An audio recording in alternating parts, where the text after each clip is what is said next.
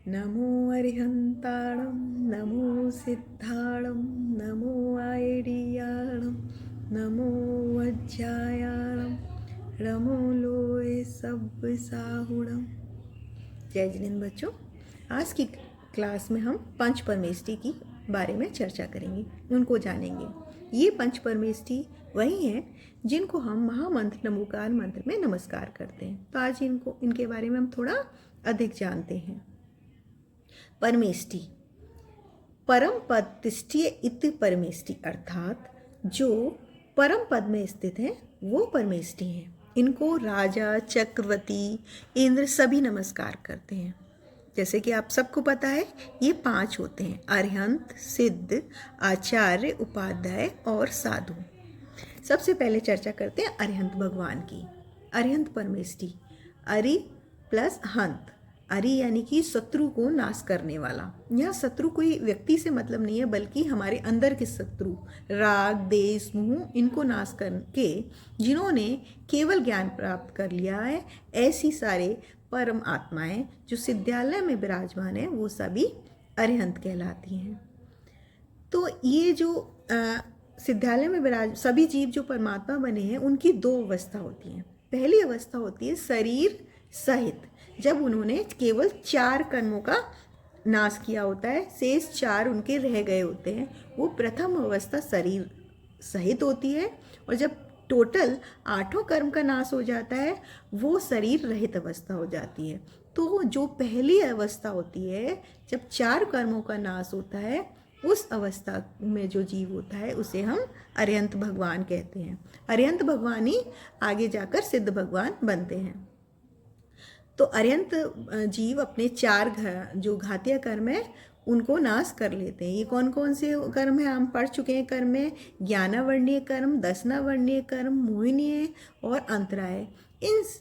इन सारे कर्मों की 47 प्रगतियों का, और आयु जो बाकी के 4 है उसमें आयु की 31, नाम की 13, इस तरह टोटल 63 कर्म प्रगतियों का नाश करके केवल ज्ञान प्राप्त कर लेते हैं, और प्रथम अवस्था यानी कि शरीर सहित होते हैं, वो अरिहंत कहलाते हैं।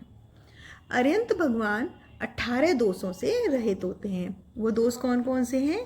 जन्म, जरा, तृषा, क्षुधा, विस्मय, अरति, खेद, रोग, रति, मद, मोह, भय, निंद्रा, चिंता, स्वेद, राग, क्रोध और मृत्यु, इन सब से ये रहित होते हैं। और इनके 46 मूल गुण होते हैं। लेकिन यहाँ ध्यान देने वाली बात यह है कि सारे अरिहंत भगवान के 46 मूल गुण नहीं होते हैं। केवल तीर्थंकर भगवान के 46 मूल गुण होते हैं। बाकी और भी अरिहंत भगवान कहलाते हैं, जैसे केवली भगवान हैं हमारे, जैसे कि बाहुबली भगवान, ये तीर्थंकर नहीं कहलाते हैं। जम्मू स्वामी भगवान, रामचंद्र जी भगवान, वो भी मोक्ष गए हैं। गजरात मुनि, ये सभी जो भी मोक्ष गए हैं वो सारे अरिहंत कहलाते हैं। लेकिन ये तीर्थंकर नहीं है, इनके पंच कल्याण नहीं हुए, इसीलिए इनके केवल 4 गुण होते हैं, जो कि आत्मा के 4 गुण होते हैं। तो पहले हम इनको ही जानते हैं, उसके बाद हम 42 के बारे में बात करेंगे। जो आत्मा के 4 गुण होते हैं वो होते हैं अनंत ज्ञान, अनंत दर्शन, अनंत सुख और अनंत बल। अनंत ज्ञान जो ज्ञानावर्णीय कर्म के नाश होने पर प्रकट होता है। अनंत दर्शन जो दर्शनावर्णीय कर्म के नाश होने पर प्रकट होता है। अनंत सुख जो मोहिनीय कर्म के नाश होने पर प्रकट होता है। अनंत बल जो अंतराय कर्म के नाश होने पर प्रकट होता है। तो ये चारों सारे अनंत भगवान में होते हैं। बाकी 42 जो मूल गुण होते हैं वो या तो शरीर के होते हैं या भारी होते हैं, यानी कि ये अतिशय के होते हैं। तो ये केवल तीर्थंकर भगवान के होते हैं। तो हम इनके बारे में जल्दी से जान लेते हैं। तो 10 जो होते हैं वो मूल गुण जन्म के होते हैं, यानी कि जब तीर्थंकर भगवान जन्म लेते हैं तो जन्म के होते हैं। जब भगवान जन्म लेते हैं तो उनका शरीर बहुत सुंदर होता है। उनका जो शरीर है, जो उनकी बॉडी है, उससे सुगंध, बहुत अच्छी फ्रेग्रेंस आती है। उनके अंदर से पसीना नहीं आता। उनको कोई भी मल मूत्र नहीं होता, यानी कि उनकी कोई भी वो पॉटी वोटी नहीं करते हैं।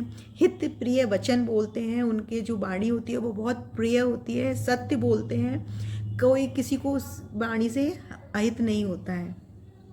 नंबर 6, उनमें बहुत सुपर पावर होती है, वो सबसे ज़्यादा बल धारी होते हैं। उनका जो है शरीर वो उनका रेड, उनका जो ब्लड होता है वो रेड नहीं होता, वाइट होता है। उनका शरीर 108 लक्षणों से सहित होता है। उनका शरीर बहुत ऊंचा होता है और उनकी बॉडी बहुत ज़्यादा मजबूत होती है, बहुत ज़्यादा स्ट्रांग होती है। इसके बाद हम 10 अस्य की बात करेंगे जो उनके केवल ज्ञान के होने पर होता है। वो होता है उनका जो समस्वरण आता है वो 100 योजन का चारों तरफ से होता है, यानी कि टोटल में 400 योजन तक होता है। वो चलते हैं तो वो धरती पे नहीं चलते, केवल ज्ञान होने पर वो ऐसा लगता है कि वो गगन में चल रहे हैं, मतलब धरती से ऊपर चलते हैं। समूहसरण में जब वो बैठते हैं तो उनके 4 मुख दिखते हैं, होता एक ही है लेकिन चारों तरफ उनके मुख दिखाई देते हैं। चारों तरफ सब बैठे होते हैं जीव, उनको ऐसा लगता है कि वो भगवान हमारी तरफ देख रहे हैं। जैसे कि आप मानस्तंभ में देखते हो चारों तरफ भगवान दिखते हैं, इसी तरह से उनको चारों तरफ मुख देखते हैं। वहाँ पर उनके जहाँ भी तीर्थंकर भगवान होते हैं चारों तरफ कहीं भी हिंसा नहीं होती, अहिंसा होती है, कोई उपसर्ग नहीं होता, कोई बाधा नहीं होती है। भगवान आहार नहीं करते, उनको भूख नहीं लगती है। 7 नंबर, उनकी वो सारी विद्या का उनको ज्ञान हो, यानी कि सारा ज्ञान उनके अंदर आ जाता है। कोई भी ज्ञान ऐसा नहीं होता जो उनसे छिपा हुआ हो।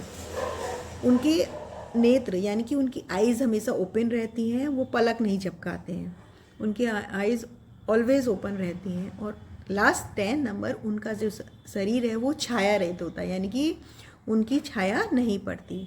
इसके बाद हम बात करेंगे 14 देवों द्वारा जो अस्य होते हैं वो देवों द्वारा होते हैं। जैसे कि फर्स्ट नंबर भाषा, जब जो भी वो भगवान जी, वैसे तो वो जब भगवान जी बोलते हैं तो ऐसा लगता है कि भगवान जी की जो मुख है वो बंद रहता है, वो उनके अंदर कोई क्रिया नहीं होती है, बस उनकी आवाज़ सुनाई देती है। और देव उनकी भाषा को जो भी जीव वहाँ बैठे होते हैं उनकी भाषा में कन्वर्ट कर देते हैं, यानी कि सारे जीवों को उनकी भाषा समझ में आती है।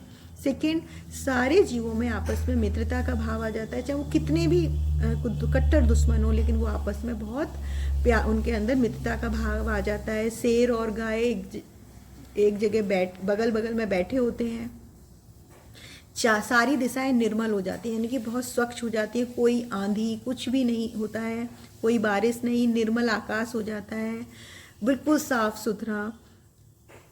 कोई भी ऋतु चल रही हो, सारे ऋतु के फल, यानी कि जो भी सीजन के फल आते हैं वो सारे फल फूल सब उसी समय खिले हुए होते हैं।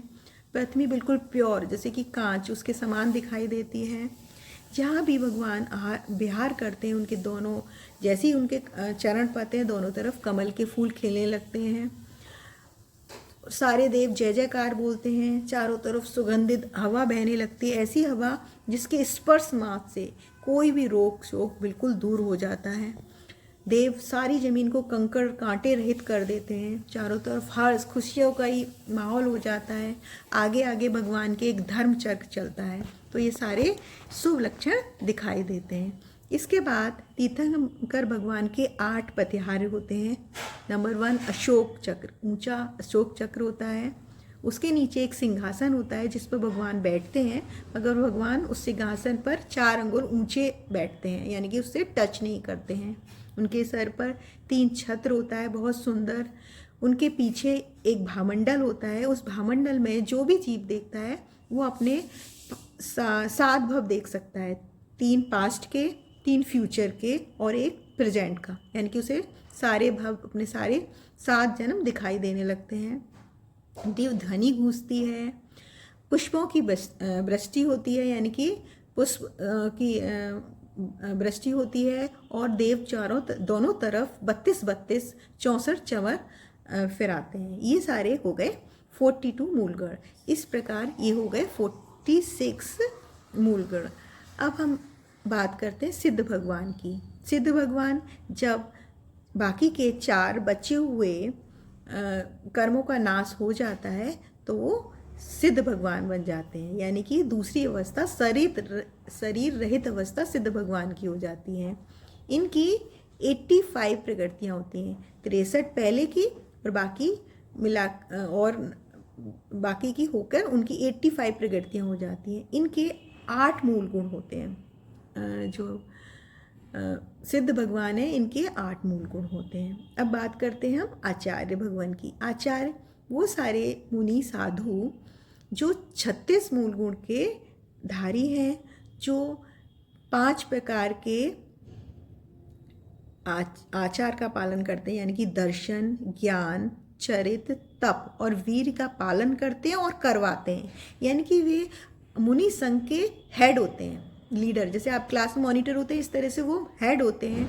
वो दूसरे मुनियों को, और मतलब दूसरे जो उत्तम श्रावक हुए उनको दीक्षा देते हैं, उनको मुनि बनाते हैं।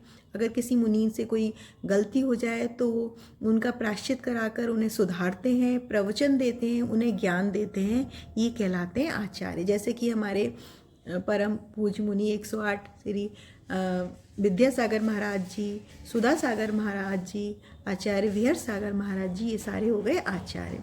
अब बात करते हैं उपाध्याय की। उपाध्याय भी आचार्य के समान होते हैं, ये भी प्रवचन देते हैं, लेकिन ये टीचर यानी कि ये दूसरे मुनियों को पढ़ाते हैं। ये स्वयं भी अच्छे शास्त्रों के ज्ञाता होते हैं और दूसरे मुनियों को शास्त्रों का ज्ञान कराते हैं, प्रवचन देते हैं, पढ़ाते हैं। ये भी आचार्य की तरह ही होते हैं बस, लेकिन ये दूसरे मुनियों को दीक्षा नहीं देते हैं, बाकी सब आचार्य की तरह ही होते हैं। अब हम बात करते हैं साधु की। साधु जो कि 28 मूल गुण के धारी होते हैं और 22 परिचय जयी होते हैं। 28 मूल गुण कौन कौन से हो गए?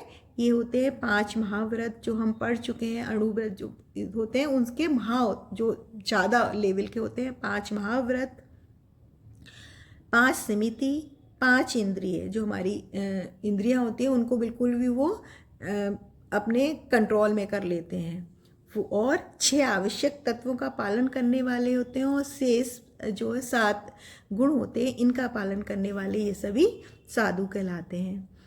जैसे कि बहुत जो भी मुनि आपके आते हैं मुनि, ये साधु, ये सारे साधु कहलाते हैं। तो हमने इन शॉर्ट अपने इन पंच परमेष्ठियों के बारे में जाना। तो आज का होमवर्क यही है कि आप इनको समझें और इनको जानें। मिलते हैं नेक्स्ट क्लास में, जब तक के लिए जय जिनेन्द्र।